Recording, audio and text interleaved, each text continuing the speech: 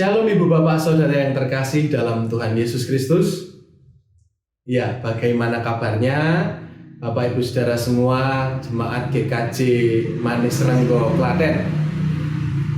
Sungguh senang rasanya saya boleh diberi kesempatan untuk boleh berbagi renungan dan juga merenungkan bersama-sama sebuah firman Tuhan untuk kita boleh bersama-sama meresapinya, supaya firman itu boleh meneguhkan langkah perjalanan kehidupan kita. Dan sebelum saya masuk lebih dalam, izinkan saya memperkenalkan diri terlebih dahulu. Saya Pendeta Firmanda Tripermana, sekarang melayani di GKI Sepanjang, Sidoarjo. Saya teman kuliah dari Pendeta Risnandar Pambudi Nugroho. Ya, kita akan memulai perenungan firman Tuhan dan saya akan memimpin dalam doa. Kita berdoa. Ya Tuhan Yesus Kristus, kami mengucap syukur jikalau pada saat ini kami hendak mendengarkan kebenaran firman. Biarkanlah ya Tuhan Engkau yang menolong setiap kami, Engkau yang boleh menuntun setiap kami. Biarkanlah firman yang datangnya dari Engkau ini boleh menjadi sebuah kekuatan di dalam kehidupan kami. Terima kasih ya Tuhan, kami berdoa di dalam nama Tuhan Yesus Kristus. Amin. Kita akan merenungkan satu firman Tuhan yang akan saya beri judul, yakni mencari satu-satu. Mencari satu-satu. Dan pertanyaan untuk kita renungkan di awal adalah, Bapak Ibu Saudara sekalian, menurut Bapak Ibu, menurut Saudara sekalian, apakah kasih Tuhan itu berubah? Apakah kasih Tuhan itu ketika kita kecil, remaja, pemuda, yang sudah dewasa atau yang sudah lansia sampun sepuh gitu, apakah kasih Tuhan itu berubah? Kok kita merasakannya seakan-akan semakin saya mengenal Tuhan semakin kuat ya? Dan ada perasaan begitu. Renungkan sebentar dan silahkan dijawab dalam pribadi masing-masing. Ya, mungkin ada yang menjawab, semakin saya itu merasakan cinta Tuhan, semakin cinta Tuhan itu semakin besar. Ya, silahkan disimpan dulu, direnungkan dulu, dan kita akan merenungkan firman Tuhan bersama-sama. Satu bagian firman Tuhan dari Ratapan pasal yang ketiga, ayat 22 hingga ayat yang ke-23 yang berbunyi demikian. Tak berkesudahan kasih setia Tuhan dan tak habis-habisnya rahmatnya, selalu baru tiap pagi, besar kesetiaanmu. Sekali lagi, tak berkesudahan kasih setia Tuhan, tak habis-habisnya rahmatnya, selalu baru tiap pagi, besar kesetiaan. Ini merupakan sebuah keyakinan yang begitu mantap dan tegas akan penulis kitab Ratapan, bahwasanya Tuhan itu terus mencintai dan mengasihinya. Selalu baru rahmatnya, bahkan dikatakan tiap pagi gitu ya. Mungkin dia merasakan bahwa setiap bangun tidur ada cinta dan rahmat Tuhan yang dia rasakan dalam kehidupannya, gitu ya. Dan saya pun meyakini setiap kita pun akan mengiyakan dan mengaminkan, betul Pak, saya pun merasakan itu semuanya. Saya akan bercerita tentang sebuah kondisi. Saya mengajak kita membayangkan bahwa pandemi ini sudah berakhir gitu ya. Dan kita bersama-sama akan piknik. Wah, ya. Orang zaman sekarang itu sukanya traveling, sukanya piknik. Kita akan piknik ke sebuah pantai yang airnya begitu jernih dan terkenal pasirnya putih, anginnya itu segar, dan tersedia tempat untuk meminum air kelapa muda yang sangat segar. Kemudian tibalah hari H, kita akan berangkat bersama-sama, kita naik bus. Kita akan naik bis, lalu kemudian kita beramai-ramai dengan sangat bahagia naik bis, kemudian barangnya diangkut, ada yang bawa kacang, ada yang bawa jeruk, ada yang bawa macam-macam. Lalu kemudian ketika tiba saatnya jalan, karaoke-nya disetel, orang nyanyi-nyanyi gitu ya. Tapi naas, tapi sungguh sayang seribu sayang, bis yang kita naiki harus terperosok ke dalam jurang. Kondisi yang tadinya sangat membahagiakan, sangat happy sekali, tapi kemudian berubah kan menjadi sesuatu yang sangat mengerikan dan anehnya. Dan anehnya, kita semua yang ada di dalam bis itu selamat, bahkan tidak ada lecet sama sekali. Saya mau tanya, apakah menurut Bapak Ibu itu merupakan mukjizat dari Tuhan? Iya Pak, amin Pak, itu merupakan mukjizat dari Tuhan. Ya. Saya pun meyakininya demikian. Gitu ya. Tentunya ketika ada sebuah hal yang menakjubkan, itu menjadi sebuah mukjizat yang kita aminkan, mukjizat yang kita rayakan, dan kita langsung menaikkan syukur kita kepada Tuhan. Kemudian marilah kita membalikkan lagi bayangan kita bahwa kita sudah akan berangkat seperti yang tadi, bahagia sekali. Kita berangkat lalu kemudian ternyata kita sampai di tujuan tidak terjadi apa-apa, ya sudah kita turun lalu liburan. Kalau yang satu tadi kecelakaan, kalau yang dua ini tidak terjadi apa-apa. Pertanyaan saya, apakah menurut Bapak Ibu Saudara itu merupakan mukjizat dari Tuhan? Amin. Saya kok menduga, ini hanya dugaan dan asumsi saya. Kalau saya salah ya mohon dimaafkan. Kita akan lebih merasa bahwa itu merupakan mukjizat Tuhan itu ketika terjadi hal yang mengerikan, tapi kita selamat. Tidak seperti hal-hal yang biasa tadi.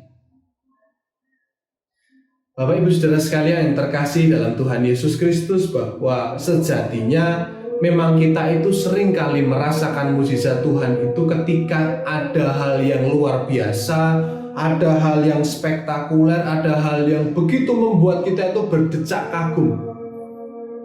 Itulah kenapa kita itu suka sulap, kita itu suka sesuatu yang membuat kita itu kadang sampai melongo gitu ya. Dan kita itu sering kali merasakan karya Tuhan itu dalam kejadian-kejadian yang luar biasa.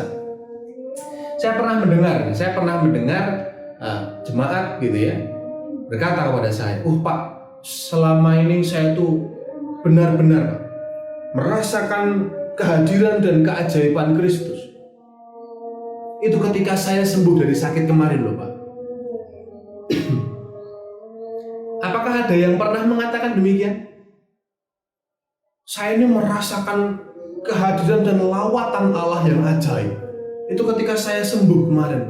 Pada sakit saya itu sakit yang menaun. Sakit saya itu rasanya luar biasa, setengah mati Pak. Ya puji Tuhan ketika Tuhan boleh melawat. Pertanyaan saya, lah ketika sehat sebelumnya, ketika sebelum sakit ini Tuhan apa enggak luar biasa menjaganya? Kenapa kita lebih sering kali melihat atau merasakan kuasa Tuhan itu kalau terjadi hal-hal yang luar biasa? Padahal ketika sehat selama ini mungkin kita kurang mensyukurinya juga. Saya tuh kemarin bisnisnya hancur Pak karena pandemi Pak. Tapi puji Tuhan ketika Tuhan itu terus menjaga saya merasakan benar-benar merasakan Tuhan itu menolong kehidupan saya. Saya merasakan betul Pak, sekarang saya punya aset ini dan itu. Puji Tuhan.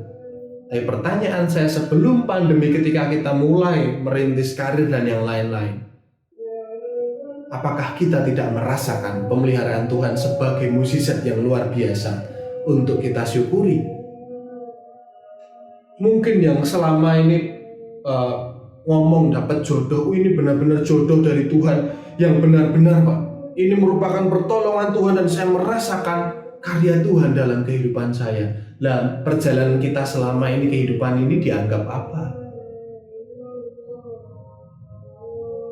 Sungguh luar biasa ketika kita peratapan ini mengingatkan kepada kita, tak berkesudahan kasih setia Tuhan, tak habis-habisnya rahmatnya, selalu baru tiap hari, tiap pagi, besar kesetiaan.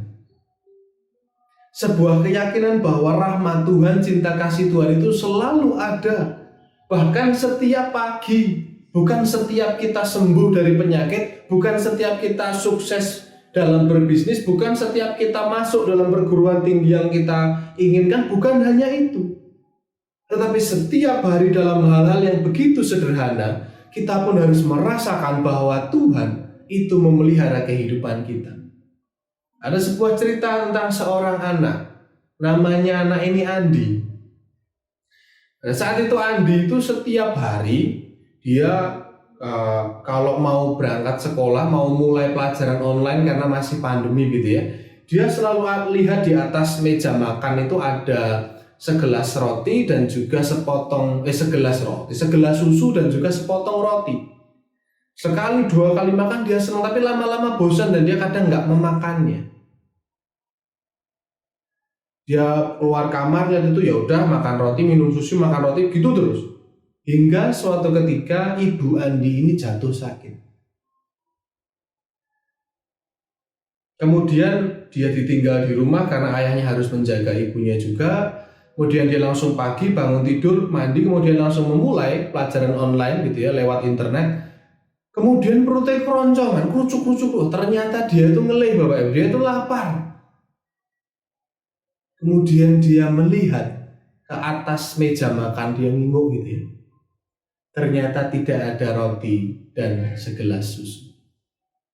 Dia baru sadar bahwa selama ini selalu tersedia untuknya sepotong roti dan segelas susu, dan di situ dia baru merasakan ada cinta ibunya yang setiap hari dia lewatkan begitu saja. Dia anggap sesuatu hal yang begitu biasa-biasa saja, padahal itu merupakan hal yang begitu luar biasa. Tugas kita sebagai orang Kristen adalah senantiasa mencari satu-satu kebaikan Tuhan dalam kehidupan kita. Marilah kita sibuk bukan untuk meminta satu-satu, tetapi marilah kita sibuk untuk mencari dan menghitung satu-satu berapapun karya Tuhan yang ada di sekitar kita, di sekeliling kita. Kalau kita sibuk untuk mencari satu-satu, menemukan satu-satu, kita akan lupa untuk meminta satu-satu. Saya ingin mengatakan bahwa kasih Tuhan itu tidak berubah dalam kehidupan kita. Kasih-Nya itu tetap dari dahulu, kini, dan selama-lamanya. Loh, yang berubah apa? Yang berubah adalah kepekaan kita. Cara kita mengenal kasih-Nya itulah yang berubah. Setiap hari kita diajak untuk semakin mengenal cinta kasih Tuhan yang ada di sekitar kita. Marilah kita menjadi pribadi yang sibuk dan sangat sibuk untuk menemukan satu demi satu kebaikan cinta kasih Tuhan. Misalkan saja hal yang sederhana, ketika kondisi masih pandemi, kita mungkin belum bisa beribadah. Mungkin selama ini kita menganggap ya wis ada ibadah online, ya sudah, wis syukur. Tetapi bukankah ada sebuah kerja keras di balik semua itu? Ada proses perekaman, editing, ada proses persiapan nyanyian, persiapan liturgi untuk mempersiapkan khotbah, mempersiapkan dan yang lain-lain. Kalau kita tidak melihat semuanya itu dan hanya cenderung untuk bosan dan lebih memilih channel yang lain lebih menarik, kita akan menjadi pribadi yang sibuk meminta satu-satu dan tidak sibuk mencari dan menemukan satu-satu.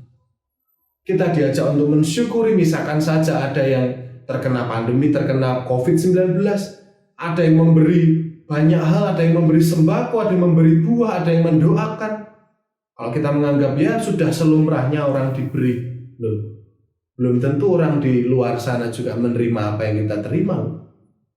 Bukankah kita diajak untuk menemukan cinta kasih Tuhan? Ketika kehidupan berjalan biasa-biasa saja, itu menjadi tantangan untuk setiap kita. Karena cinta Tuhan itu cinta yang luar biasa, tapi bisa jadi nampak dalam kehidupan yang biasa saja. Untuk itu marilah kita terus menggali dan menemukan satu-satu, mencari satu-satu kebaikan Tuhan dalam kehidupan kita. Niscaya kita akan lupa untuk meminta satu dan yang satu lagi. Amin. Marilah kita menutup perenungan kita dalam doa. Syukur padamu ya Allah, kami mengucap syukur ketika kami boleh Engkau ingatkan bahwa kami harus senantiasa semakin cerdas, semakin cerdik dan bijaksana untuk mencari dan menemukan cinta kasih-Mu dalam kehidupan kami. Banyak hal yang seringkali kami anggap biasa-biasa saja. Kehadiran pasangan kami, kehadiran anak atau orang tua, kehadiran sayur, kehadiran tempe, tahu, kehadiran angin yang sejuk, kehadiran apapun yang di sekitar kami. Kami Engkau ajarkan bahwa ketika kami mampu merasakan cinta kasih-Mu, sungguh ya Tuhan, kehidupan kami akan dilimpahi dengan rasa syukur. Ajarlah kami ya Tuhan, ajarlah kami sibuk untuk menjadi pribadi yang terus senantiasa sibuk mencari dan menemukan cinta-Mu, bukan sibuk untuk meminta ini dan itu. Terima kasih ya Tuhan, terima kasih. Kami berdoa untuk setiap kami yang terus berjuang dalam setiap pandemi COVID-19 ini. Jangan biarkan kami hanya terfokus kepada permasalahan yang sedang kami alami, tetapi ajar kami juga ya Tuhan, mampu melihat sekitar kami, hal-hal positif, hal-hal yang begitu baik yang merupakan cinta kasih-Mu. Dan biarkan perhatian kami pun mampu terarah dan terfokuskan pada cinta dan kasih-Mu. Di sanalah ada kekuatan, di sanalah ada pengharapan di dalam nama-Mu, ya Tuhan Yesus. Inilah doa kami ya Tuhan yang kami naikkan di dalam satu nama Tuhan kami, Yesus Kristus. Amin.